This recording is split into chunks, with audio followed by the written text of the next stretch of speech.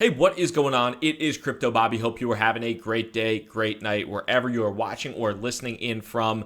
Today, I have an awesome interview for you. It is with Scott Army and Dan Zuller from Vision Hill Advisors, which is a crypto fund of funds. I actually had a chance to meet Dan in person about a month or so ago and got a chance to talk to him just about the industry as a whole and kind of his thoughts on everything. And I thought having him and Scott on the channel to talk about what a fund of funds is, kind of what's going on with all these crypto hedge funds, and where they think the space is going from a regulatory standpoint, and a lot of other really interesting points. So I think you are going to enjoy this interview. Without any further ado, let's get into it. But really appreciate you guys taking the time to join me today. Thank you so much for that. Scott, why don't we start with you? Can you talk a little bit about your background and what led you to the creation of Vision Hill? Yeah, of course.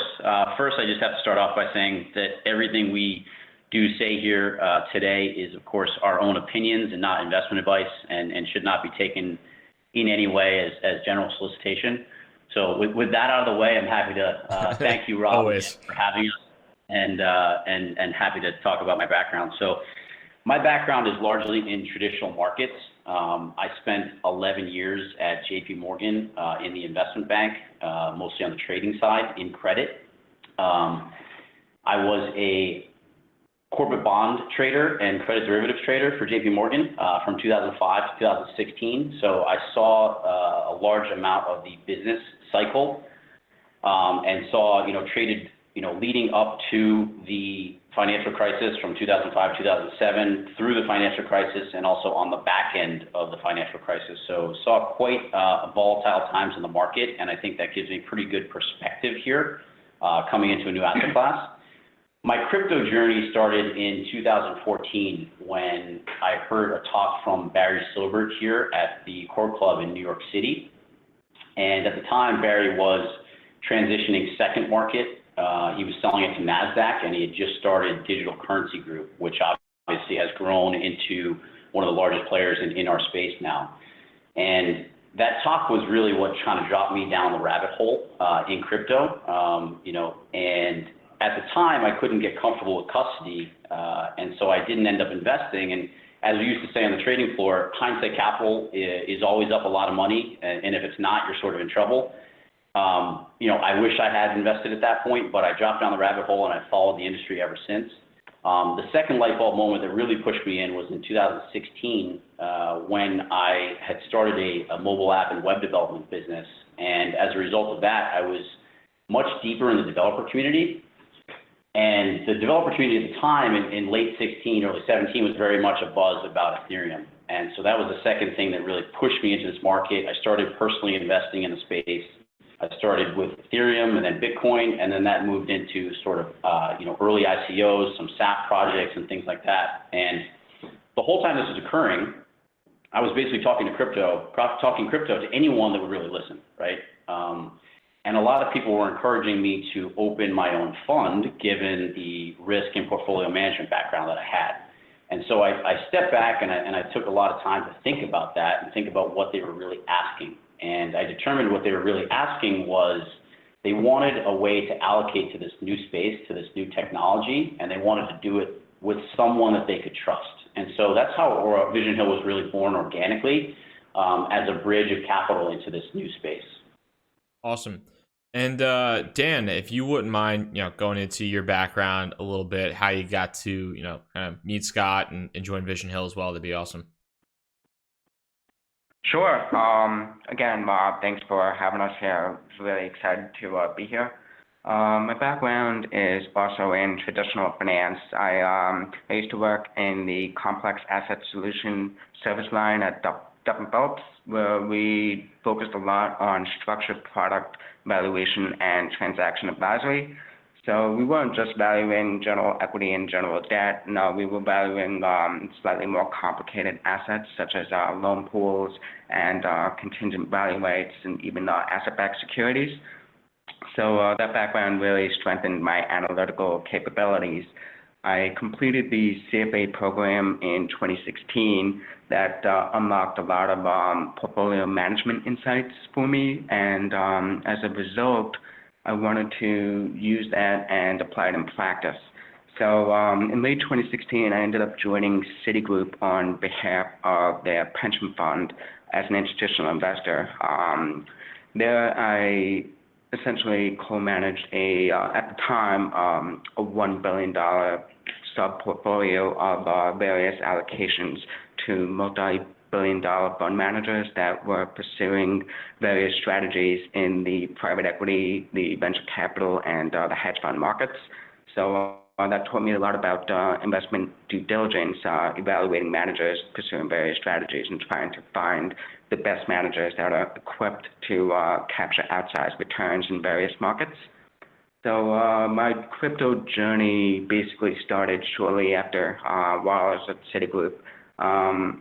Similar to Scott, I've always been fascinated by technology, and I think in the case of crypto, I just became obsessed with the possibilities that these technologies impose on the world. So, naturally, I started to essentially learn about the space, and I really wasn't sure the best way to navigate my career to the space full time. So in early 2018, I ended up being accepted into the volunteer program at Masari when they were first getting off the ground.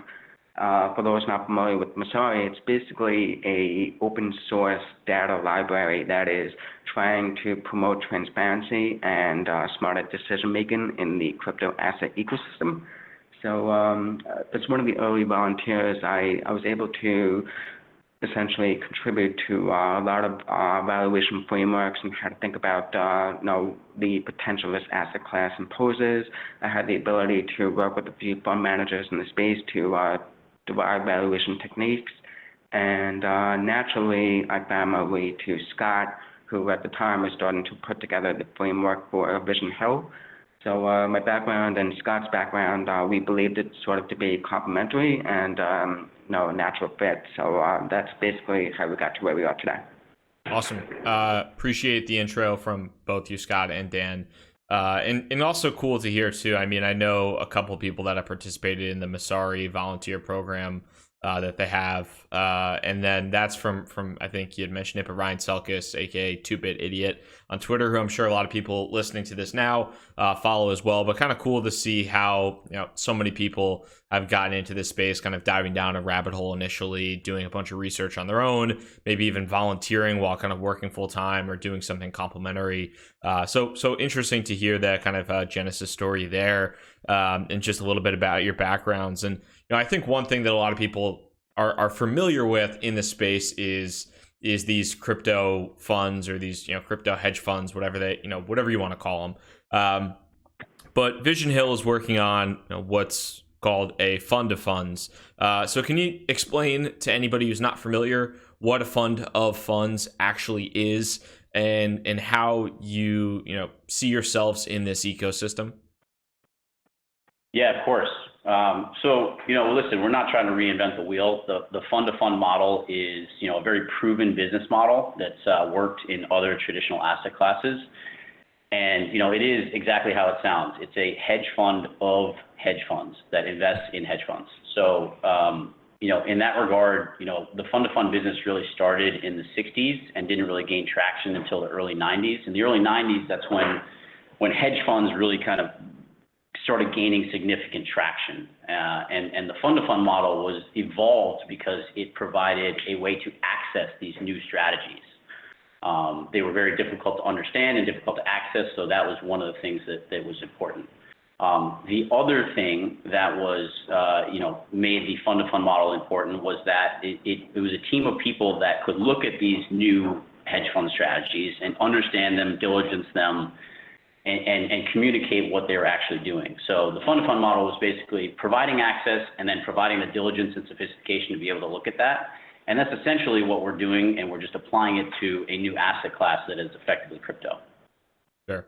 No, that makes a ton of sense. And I think there are a lot of people too that are familiar with some of the big names in the space. I don't know if it was Fortune or Forbes where they just are actually, I think it was Wall Street Journal yesterday that had a big kind of profile on Olaf from Polychain Capital, and then Pantera. There's all these different crypto funds that are larger in scope, and then there's also every other person you meet at a conference or at a meetup group is, hey, I am running a crypto fund. I'm running a crypto fund.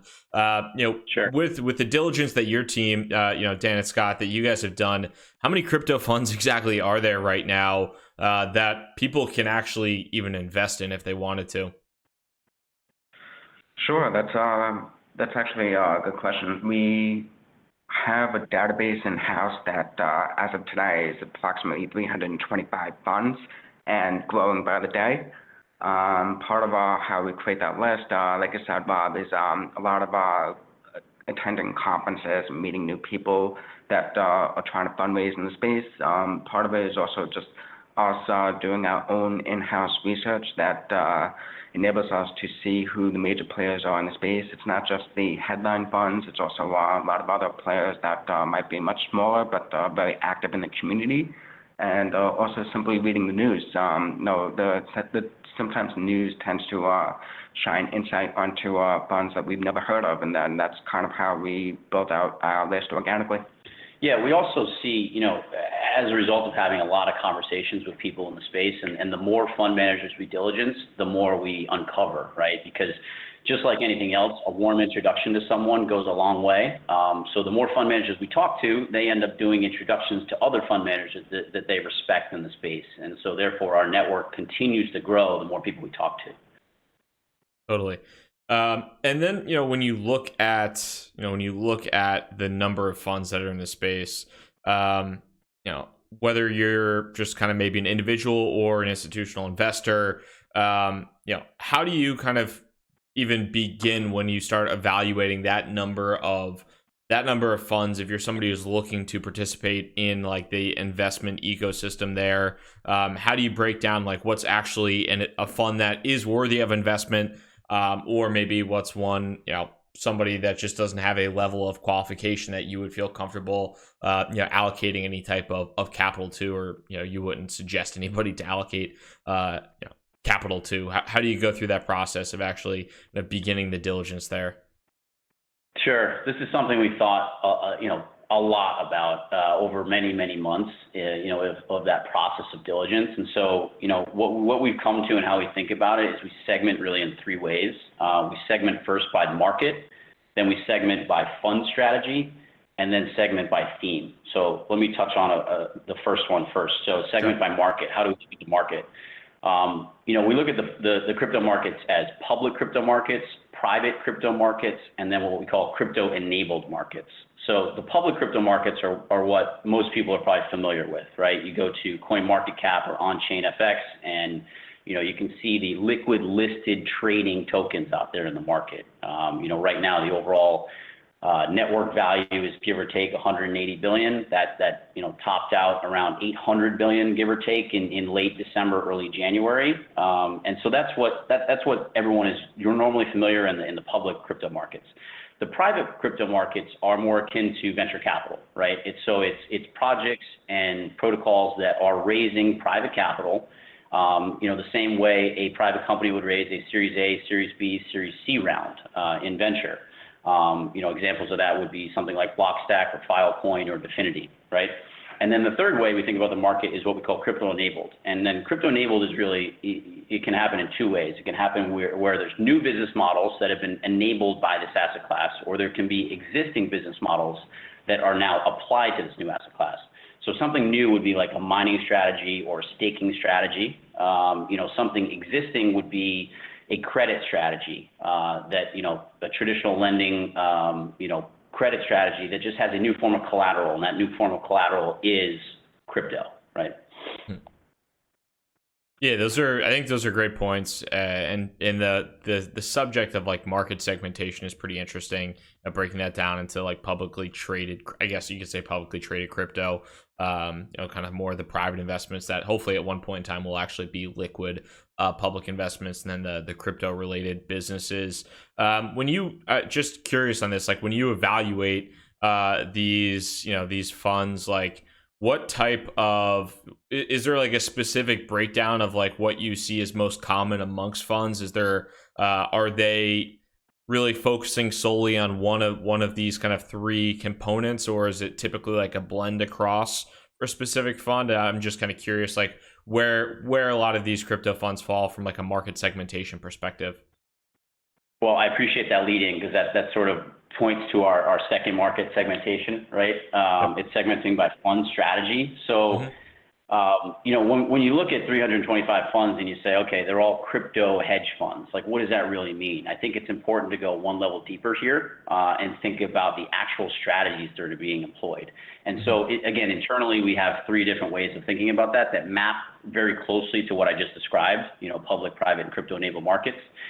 If we focus on the liquid part right now, you can have a fund manager that just buys the assets they like and they hold them for a certain duration, right? And that would be an example of some sort of fundamental long-only manager. You could also have someone who is a long-short manager, and shorting in this market is continuing to develop, but in that case, they would actively short things that they don't like in the market. You can also have strategies like a smart beta, where you are trying to index, to a certain benchmark, but you're adding or subtracting assets in a way to attempt to outperform that index. An example of something in sort of, the inefficient markets bucket that we call it, would be an exchange arb strategy. So in that regard, you're just capitalizing on the price differentials between different exchanges, geographically, and you're having much less market risk in that strategy. And then sort of the third bucket is how people attack, that private market, right? And there's many ways to attack the private market. You can do it via private pre-sales, pre-ICOs, SAFs, as we mentioned. But we bifurcate really between thinking about the private token area of that market and then the private equity area of that market. And the equity is really in businesses that are involved in crypto that may not have a tokenized model. And so it's really across those three strategies. And of course, there's many more that I didn't mention, but we really try to take it one level deeper than a crypto fund at a general level. Yeah, maybe one thing to add there is the fact that a lot of these managers that pursue different strategies also express different themes. And what I mean by themes are, if you look at the monetary history and the evolution of money, you might believe that the sound money thesis is a viable theme that you want to express. But that doesn't necessarily mean you are just going to purchase and hold Bitcoin. You could be a long-short manager that buys Bitcoin when you believe it to be in a bullish market cycle, and you could also choose to short Bitcoin when you believe the market cycle turns. So that is an example of combining a long-short strategy with a sound money thesis. Other examples of themes that we're seeing in the space include infrastructure, whether it's financial infrastructure such as exchanges, or the picks and shovels, so to speak, that contribute to building out the ecosystem. Non-fungible tokens is another area that is pretty interesting to us. There's a lot of gamers that really value the idea of digital scarcity. Token curated registry is another example. So, kind of how Scott outlined it, we think a lot about segmentation, we think a lot about strategies, and we also think a lot about themes. Yeah, appreciate it. Sorry, Rob, to cut you off. Just to add to one thing, we think a lot about what the right combination of those strategies are, right? Because we believe we're, again, so early in this market that we're trying to maximize the opportunity set by looking as broad as possible. And what we're trying to do also is minimize the idiosyncratic risk related to single funds. So that could be security risk, operational risk, and quite frankly, the strategy risk that's being employed, right? Yeah, absolutely. And one kind of question I was going to maybe bounce off that is, with the different strategies and themes that are, that are kind of now coming out, it seems like, at least, and this is from really an outsider's perspective, but at least initially speaking, it seemed like the majority of these crypto funds were kind of fundamental long-only funds initially. And then now, at least from what I'm seeing and talking to different people in the industry, is that there's a lot more variety of strategies and themes. And there's kind of like a maturation of this like hedge crypto fund market where, people initially started off and just either by kind of stroke of luck or just, incredible foresight, whatever, really all you had to do was be fundamental long only. And as we're seeing this year, that if you're fundamental long only, you crushed it last year and now you're down 40, 50, 60%. And people probably aren't too Exactly. happy with you. Do you feel like that there is kind of like a maturation in this, in this kind of crypto fund space where there is now maybe more sophistication and more variety when it comes to strategies and themes as well? Yeah, I think that's happening every day, right? I mean, that's why we're very, very encouraged at this point in time, even though we are, in a bear market, at least on the public side. We are seeing that maturation happen by the day, by the month. Funds, even in the way that they market themselves, are talking, to these specific strategies, right? And what they're trying to employ at a fund level. So we're absolutely seeing that. Another thing we see a lot of is, we talked about, liquid markets and private markets. We're seeing a combination of the two. Oftentimes funds come out and they say, listen, these are the themes we're trying to express, and here's how we express them in the public markets, and here's how we also, say 30 to 50% of the portfolio might be employed in the private markets. And so in that way, it's a barbell strategy, looking at the top end of the market and also the, maybe underdeveloped or still developing part of the private markets in crypto as well. For sure. And there's been a little bit of, even in the past like day or two, there was some SEC action. There was some kind of commentary from a variety of U.S. regulators. So, regulation has definitely been something that's kind of always been, at least in the past like year or so, been on the forefront of the minds, I feel like, of crypto investors. Have you felt that like any recent regulation has impacted the market? And do you see any specific opportunities or challenges as a result of that? Yeah, good question. I'd say first, we are big advocates of clear, concise, and thoughtful regulation pretty much in any market. I think that, it provides a nice tailwind when there's a clear regulatory environment. And I think a lot of people might have hoped that the regulatory bodies would have moved quicker in this asset class. But I think you have to remember that they are potentially setting precedent for the next 10, 15, 20, maybe even 50 years on the way that they set their frameworks, for this asset class. So we think they're doing a pretty decent job in that effect. One of the things that really attracted both of us into this industry, in addition to sort of the technological complexities, was, if you look at how ICOs democratized access to capital, and provided, an even opportunity playing field to a lot of people at a really early stage to participate in things that could, have huge benefits to society. That was something that really, really resonated with us, and I think it's part of the mission of this asset class. As a result of the SEC and other bodies, kind of looking more closely at the asset class and saying that, maybe some of these things don't really fit in our issuance or our security framework. What it's done is it's swung the pendulum, at least in the short term, back into the private markets, right? And so a lot of these companies, instead of doing public ICOs, are now doing private rounds. And again, that goes to what we were talking about a minute ago, but you're seeing them do private pre-sales to hedge funds, to venture funds. And that's because they are accredited investors and qualified purchasers, and they fit more nicely in the box of the securities framework. So that certainly is a great opportunity, and we try to watch these trends in the market, because that pendulum could very easily swing back in the other direction, and you have to be ready to kind of capitalize on those things. Yeah, there was an interesting article, and I think, it wasn't necessarily the most breaking news, but it was, I think, a good summation of kind of how the market as a whole has moved, or ICOs in specific have moved from public facing or just public like opportunities to really exclusively to crypto funds and to accredited institutional investors.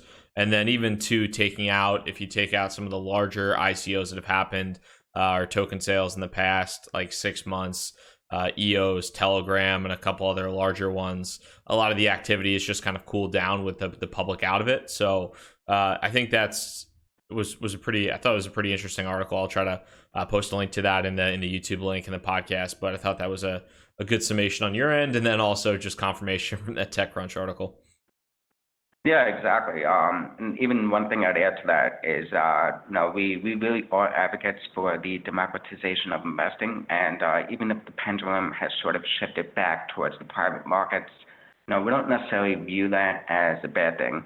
Even if accredited investors and institutional investors are trying to gain access to these projects to try to extract a return on investment. No, we don't necessarily believe that to be bad per se, because what we've seen in a lot of the public ICOs are a lot of young projects that essentially aren't able to manage what is a public project.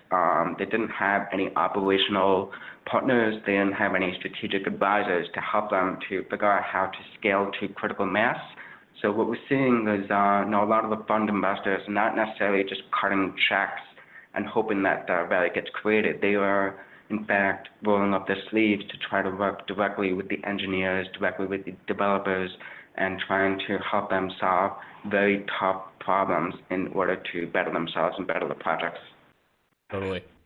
And when you look at fund managers, I think it's kind of been interesting for even just like as a preface, it's been interesting to me to see like the marketing done from some of these fund managers, or just like the different kind of unique specializations. Like some of these fund managers are always on TV. Some of them are, like Olaf was in Wall Street Journal and previously in Forbes and Fortune, and like having these profiles in these big mainstream magazines. Some of the fund managers put out these like research reports and all this free content to try to like promote their own personal brand and the brand of their fund. But how do you actually differentiate between like a great fund manager and someone who just might have a marginal track record or marginal future performance in the when you're looking across this spectrum of 300 plus crypto funds? Yeah, well, if you started in traditional markets, obviously you would start with track record, right? Yep. And, as one of our advisors likes to say, it takes 3 years to get a 3-year track record. So if you look at this asset class, it's still very early. And so not a lot of people have, that track record. We would say though that it's not exactly something that we see as a negative, because it's more about how you're thinking about new markets here, because they are largely sort of undeveloped at this point. And we try to select A+ managers based on how they think about this market. So when we think about what exactly an A+ manager is, what does that mean? So what we have seen here are that there are essentially two breeds of managers that have started to emerge in this ecosystem. On one hand, there are a lot of fundamentals-focused managers that are trying to experiment with a lot of quantitative metrics and run those into spreadsheets to try to come up with illustrations of value creation and value capture, or even certain cases where value could be lost or destroyed. So we view that as almost one bucket of managers. And then the second bucket of managers is almost on the other side of the spectrum, where they are a little more qualitative. They do understand that value capture is important. They're just a little less concerned about that today. They're more so thinking about what could exist tomorrow that is not necessarily here today. So just at a high level, that's how we've seen this manager landscape evolve. There's almost like two different breeds. So going back to the fundamental breed, these managers are simply trying to use metrics, whether it be GitHub metrics like pull requests and repositories, whether it be fundamental metrics like estimating velocity and applying the equation of exchange. They're trying to look at the ecosystem, looking at particular crypto assets that we refer to as productive crypto assets, or that have equity-like attributes. And they're simply just trying to run discounted cash flow methodology as the same way you would run it in traditional equity markets. They're trying to essentially bootstrap that same model for the crypto asset class. And that could be really valuable because it could shine a lot of insight into how value can flow through a project. But of course, you have to be a little careful that a lot of these metrics can be gamed. There could be a lot of manipulation in certain metrics. So, almost like in the .com days, eyeballs was a metric. The number of eyeballs that flow to a web page. It's trying to dictate investment decisions based on certain metrics. It's something that should be a supplement rather than a primary strategy. switching gears to the other side of the spectrum, the more qualitative managers. Now, these managers are really enthusiastic about harnessing the power of distribution channels that are amplified by technology that enables projects to scale to critical mass. So what I mean by that is we take a simple example, like if you were to try to value Uber in the early days in 2009, you could have taken what you believe to be the San Francisco taxi market and thrown that into a spreadsheet to think about what that total addressable market looks like and determined whether or not to make the investment. I think if you made that investment now, given where we are in 2018, you would probably be pretty impressed with the upside. But let's say, for example's sake, you decided that the risk-reward trade-off was not attractive, that it was too risky, and you didn't make the investment. I think you would have been disappointed because the Uber unlocked a lot of potential, given that it is a peer-to-peer platform in a relatively decentralized marketplace. It has gone on to scale to global mass and unlocked markets in the freight industry, in the food delivery industry, and even today it's experimenting with self-driving cars. So, unlocking new markets is something that we focus a lot on, and I think at a higher level, that's kind of how we think about evaluating managers from an investment perspective. Just want to add one thing. So that's the investment side, and I think it's important to also touch on the operation side because again, like we said, not a lot of these early stage managers have a long track record. So we really dig in on the operational side of people's businesses, and what we mean by that is sort of security around their firm, custody of how they're custodying their assets, whether it's third party custody or self custody, and what those best practices are. Asset verification, whether that's on chain or via a third party fund administrator, and then business risk. How do you think about funding the business side of your business so that you're actually covering operating costs and keeping the lights on that allows you to actually be investing on the investing side, right? And so those we also employ sort of third party consultants on the operational side to look at fund managers as well because that's part of our process.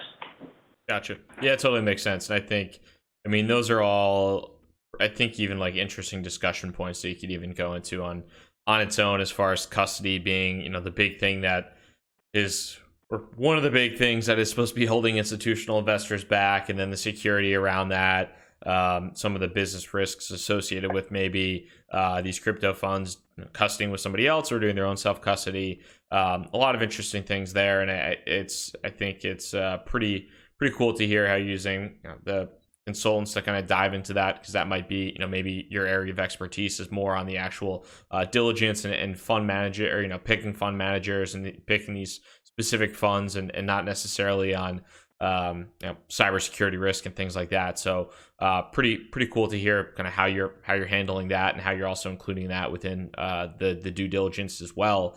But looking at kind of looking at the space as a whole, when you've been looking at at the landscape and kind of evaluating it, what have been some of your biggest takeaways recently, either in regards to just crypto funds or the industry as a whole? Any like lessons learned or surprises there at all?